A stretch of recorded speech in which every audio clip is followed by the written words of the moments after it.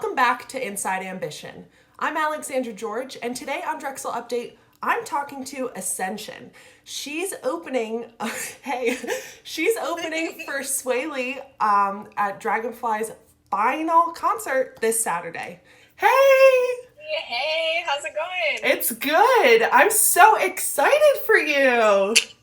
Me too. This is going to be really cool. This is going to be really awesome. Yeah, for sure. So for those viewers in our audience who do not know who you are, why don't you start off with a little bit of an introduction? My name is Ascxnsion. I'm originally from Portland, Oregon. I moved out to Philly 3 years ago. I'm a senior at Drexel. I'm in the music industry program, and I love making music. It's a way for me to heal. I think that's been like a big part of my musical journey is like healing and creating, and also advocacy and talking about the things that are really important to me. Advocacy, I think, is something in our generation at least. I mean, I hope that a large majority of our generation wakes up, but that's really awesome to hear you say that. So you mentioned that you're in music industry here at Drexel. Is being a musical artist your ultimate career goal, your ultimate dream? You know, I always said to myself, because I have so many different things that I'm interested in, even though music is the forefront for me, my goal ultimately is just to be creating. So, you know, whether that's in music, whether that's acting or drawing, performing, however that is, that is ultimately the goal. So, yes, and. Yes, and. Never Yes, put yourself in a box. Right. Yes, and. Yeah, yes, and. I love it. Just like improv. Exactly. If you wanted to do that too.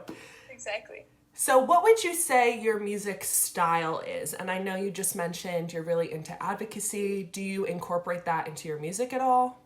I would say that my content is often informed by the things that I'm passionate about. So sometimes I do talk about those things. Other times, because music is such a big, just like emotional release for me and a form of healing, a lot of the times I'm just speaking on the things that I'm experiencing, or the things that bring me hope, the things that bring me distress. I'm continuously stepping into my musical style and finding the pockets that really make sense for me. A hip hop, alternative, R&B fusion is sort of up my alley. Okay. And I'm ultimately just experimenting, and just sort of making whatever feels good, you know. So I try not to, just like in terms of my career, not to like box myself in. Yes. But I do feel like the music I've been creating lately has been, it just feels right in my body, you know. Sometimes you just like you make something or you do something and you're like, this just feels right. Yeah. And so that's the feeling I'm going for. Yeah, this is me. Like. Yeah, for sure. I totally get that. And that's really all you can hope for as an artist, I feel like, to be creating something that you are 110% behind. I mean, if you don't love it, you can't expect your audience to. Absolutely. You're right. It's true. So could you walk us through just like your musical journey and how you got this opportunity of being the student opener at Dragonfly? There have been a lot of big names that Dragonfly has had the past several weeks, so this is truly an honor. Look, freshman year, they had Kaylani come, and I was starstruck. I remember being like really young and loving music, growing up around music, and I didn't really start playing an instrument until I was like 12. I started to play alto saxophone. Woo! Nice place to start. Right. I played saxophone for a couple years and really enjoyed it. And then around that same time, started to teach myself how to play guitar. And I never really considered myself that great of a singer, but I like to write songs. And so I was trying to find the happy medium. Like, I like to perform, but I don't feel like my singing voice is the best. So I started doing spoken word poetry. And from like 8th grade year all throughout high school, I was doing poetry slams and like citywide competitions and things like that. I wrote my first rap when I was like probably a sophomore in high school. and it was so bad. It was really bad. But I was like, this feels good. It felt like a form of poetry, but I was like combining. Oh, for sure, yeah. Especially spoken word. Right, and rap, obviously you can break that down to rhythm and poetry. So I was like combining the things that I was honing, and I just sort of kept with it. I was lucky enough to have mentors in my life that believed in me, and I started messing around with like GarageBand, and I released my first project when I was 17. So I've been releasing music for like 4 years now. I came to Drexel and then dropped another album with a producer who at the time was a senior at Drexel. And I've just been trying to keep going from there, like performing as much as I can, writing as much as I can. And this last year, especially with quarantine and everything, it's been definitely a self-improvement year. And that's a great way to look at 2020.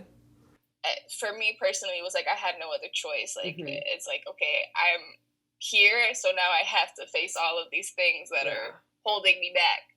But yeah, so up until this year, just trying to create as much as I can, and lately I've been also trying to find the pocket and trying out new sounds and working with new people. Yeah, and now you're opening for Swae Lee. So I know. You're doing something right. I can't believe it. Yeah. So what does this opportunity mean to you? I mean, not many people can say, like, just starting off their senior year in college, they're opening for an artist like this. And also as a rapper, a female rapper, like how does that make you feel? Honestly, I don't feel like I completely processed it. I found out who the headliner was when everybody else did. Oh my gosh, they didn't let you know in advance? No, they wouldn't tell me. They wouldn't tell me, so I was like, okay, so the magnitude at which his artistry has reached, I feel like, is almost hard to grasp because him and his work with Ray Shremmerd and his work as a songwriter and a producer, like, it spans way beyond what most people probably know him for, and so it's just exciting. I'm like, I can't wait to just drop this one and like, yeah, you want to book me for a show? This happened. Add it to the resume. Right, and I'm really sad that we can't all be like in person for it. I feel like we're all sort of trying to figure out the best ways to bring those experiences back. Yeah, how are you gonna bring your music to a virtual audience? The way that it'll be set up is similar to sort of how we're talking now. I mean, I'm gonna have cameras that aren't a laptop. I have some folks who are gonna help me make sure the sound is cool, and I'm just gonna play some music and so it's gonna be live. Yeah. Okay. Yeah. It might not be the fanciest, but I'm gonna bring my the best that I can, and that's all I can do. So. Yeah, and if you can play to a bunch of cameras and make good music, then you'll be fine once you're in a crowd. It'll be great. I'm excited to see who tunes in. Yeah, and if people want to tune in, how can they do that? And if people just want to stream your music, where can they find you? If you are a Drexel student and you want to tune in to the show, that's Saturday the 14th, right? Yes. 6:30 p.m. Eastern Standard Time. You can register for free with your Drexel email, and I believe it's drexeldragonfly.com. And then you just watch. You tune in at 6:30 and get to see the whole thing go down. Yeah, and if you've already been to any of the Dragonfly events, it's the same information. You're already good to go. And where can people stream your music? You can find me on Spotify. I'm on Apple Music, Tidal, SoundCloud, whatever you use, I'm on it. And you just search in Ascxnsion, and I spell it a little funky. It's Ascxnsion, so it's the regular spelling of Ascension. We just replaced the E with an X because it's fancy. Yeah, it's cool. It's much cooler. Well, thank you so much, Ascxnsion, for being on our little show today. Someday when you're famous, I hope this interview gets like millions of views. Absolutely. Yeah. Absolutely. It's going to be great. And good luck this Saturday. Thank you so much. Thank you so much for having me. It's really great talking to you, and I'll see you all on Saturday. Yeah.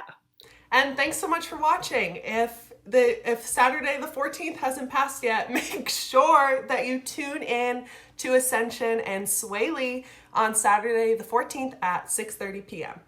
Thanks so much for watching. Stay safe, and we'll see you soon.